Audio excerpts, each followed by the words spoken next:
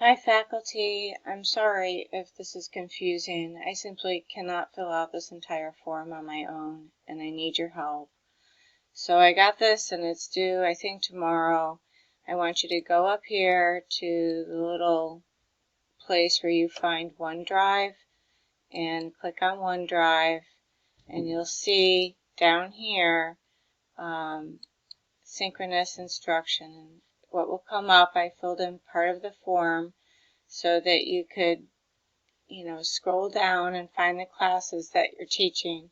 I filled in mine, got my own course ID number, filled in my name.